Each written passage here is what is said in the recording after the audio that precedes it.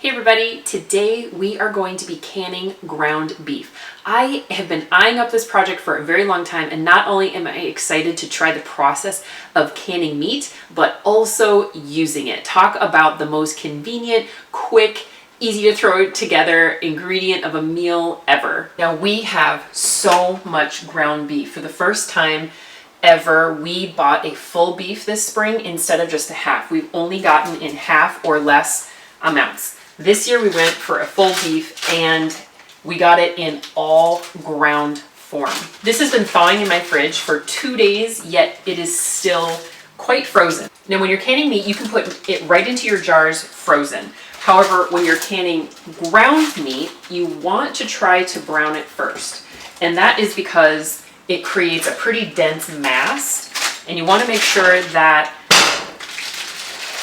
the temperature gets hot enough in the very center of your jar in order to properly preserve this.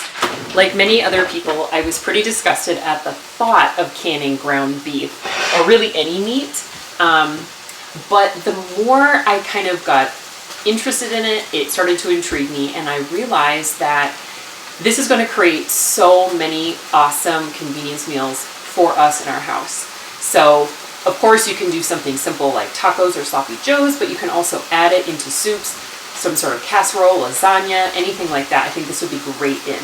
You're not going to be able to form this into anything hard like a meatball or anything like that, but this is just great. It's a great alternative to having to thaw something and think ahead in that way. So we've got 3 pounds in here right now. Even though this has been thawing in our fridge for 2 days, this is still very, very solid. And so I decided, let's not overwhelm the pan. Let's just get 3 pounds in here at a time. And then over here in our sink, I've got the other 7-8 pounds in some warm water. That'll help to soften it so that when I get it in the pan, it will brown much, much quicker. This meat does not have a lot of fat on it either, and so I think that's going to lend itself to the canning really, really nicely. And right here, this is one of my biggest frustrations with buying beef in such a big quantity, is dealing with frozen meat. I was thinking 2 days would be plenty to thaw.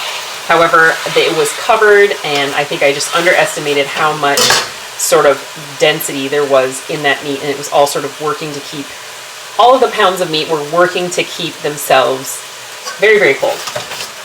Now I took out, let's see, 11 pounds of meat. Each, I'm going to be canning all of the ground beef in quarts. And the reason for that is because we have a big family.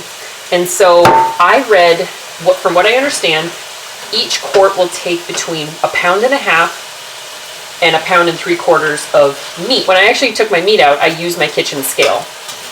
I wanted to make sure that I didn't have too little. I want to make sure that I have enough for a full canner load, which is 7 of these quart jars. Each of my pound packages was actually a little over 1 weighted pound. So by the time I got to 11 packages of meat, I actually had over 12 pounds.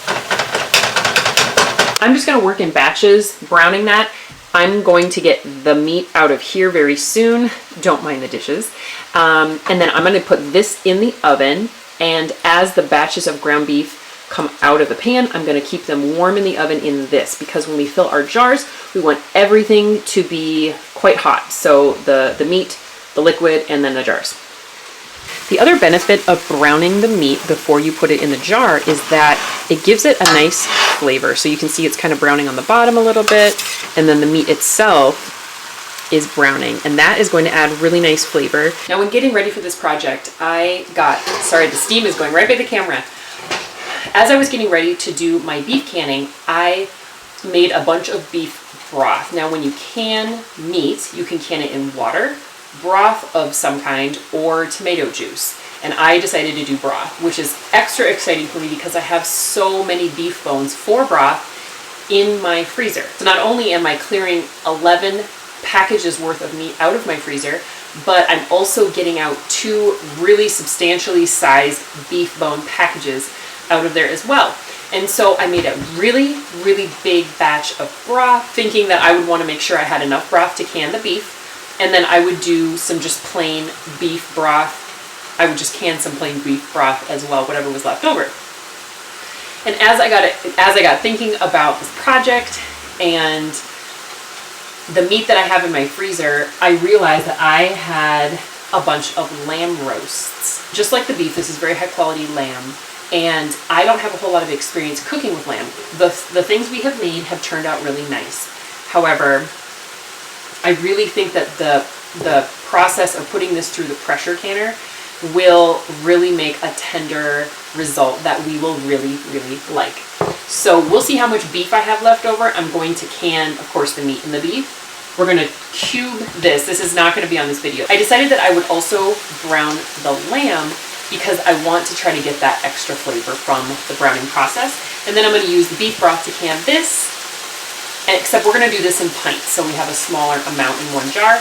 And then whatever's left from that, then I will can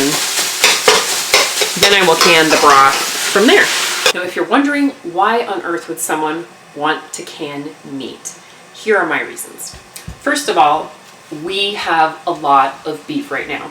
We got a full cow for the first time this year. Normally we either get a half or a quarter. We've gotten before, but mainly half.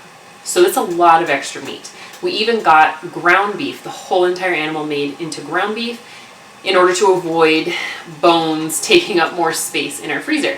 So one of those reasons is that we are just not eating the meat fast enough to be able to chip away at that and give us some good space to use for other things. And there's a lot of other things that I want to put in my freezer, but I just don't have a lot of space. In fact, we have two deep freezers in our basement. They're both pretty small. They're 7 cubic feet or so. One is completely full of ground beef, top to bottom, completely packed in. And I'm a good packer, so it's very tightly packed. And so the other freezer has at least one full stack top to bottom of the beef. So that's the part that I'm trying to chip away at. So space is a big one for me right now. I'm also really excited to be able to have food on my shelf that is relatively ready to go. So being able to have food ready to go, I do my best with meal planning. But if there's projects going on, extra tight schedules, things like that, coming up with meals on the fly can be more difficult. And when we do choose to buy food out to eat, we like to, there's another channel that I'm going to refer to because I picked this up from her. Her name is Sarah with Our Tribe of Many. She said something that really resonated with me. When we go out to eat, I want it to be a choice, not out of necessity. And so that is a philosophy that really resonates with me. When we do get food from out, I want it to be because we want to, not because we're feeling like we're under the wire and we have no other choice.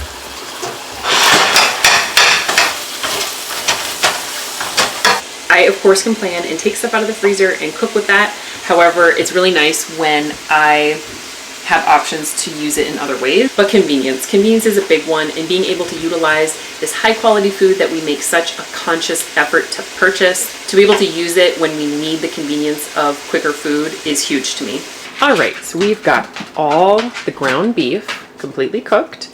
It's just been sitting in the oven, covered so that it doesn't dry out or anything like that. We've got beef broth getting warmed up on the back. Once that gets to a boil, I'll be able to put that in the jars. It's almost there. I have my big canner here, and I put a little bit of vinegar in with my water because that keeps the inside of the canner in a little better shape. Got my clean jars, clean lids and rings sitting in here. I've started doing this where I just put my lid right inside my ring, cleaned up instead of having just like a pile of them.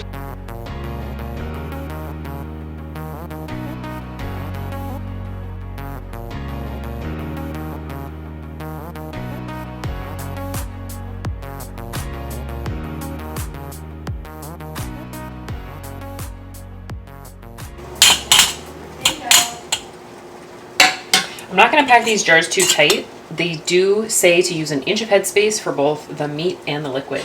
So I just sort of did a little, I wouldn't say packing, but a little just kind of settling of the meat. And then I'll probably go back and top it a little bit before I put the broth in.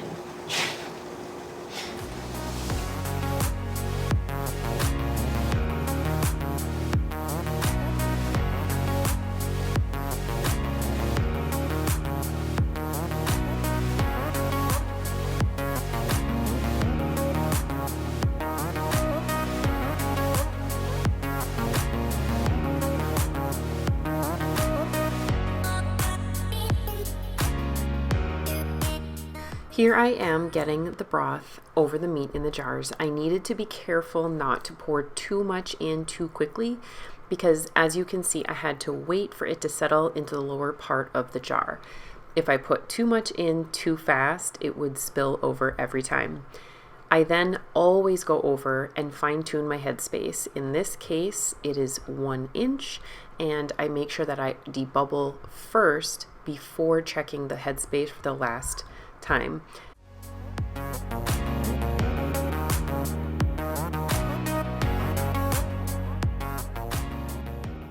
After that, I will go over the rims with a paper towel and some white vinegar. The white vinegar really helps to remove any grease, salt, or other food bits that may interfere with a good seal.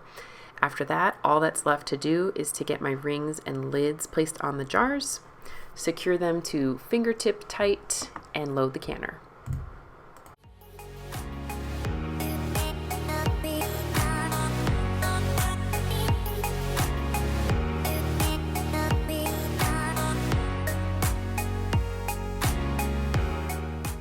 After loading all of the jars, I turned up the heat to high.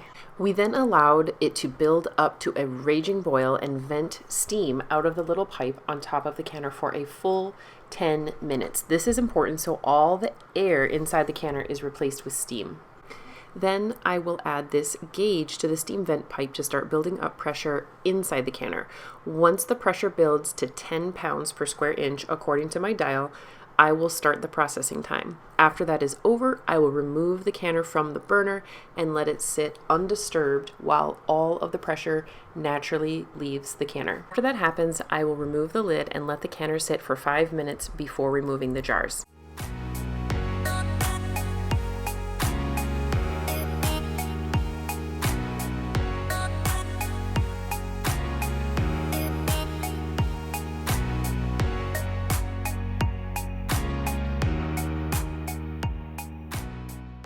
This beef canning project was awesome. I wanted to show you the jars the next day. There's a pretty thick layer of fat considering this is coming from the source that it came from. However, I mean, it's fine. It's good, high quality fat. The tallow is, grass-fed, organic, all that. If we don't use it in the dish that we cook this in, I'll maybe, I don't know, scrape it off and use it for something else. Some of it is a little bit more incorporated, like this one. This one looks a little funkier, but it all looks good. I'm super excited about it. If you saw my mess of alive where I canned lamb, actually that's in the canner right now behind me, I showed this too, and I talked a little bit more about it, but that's it.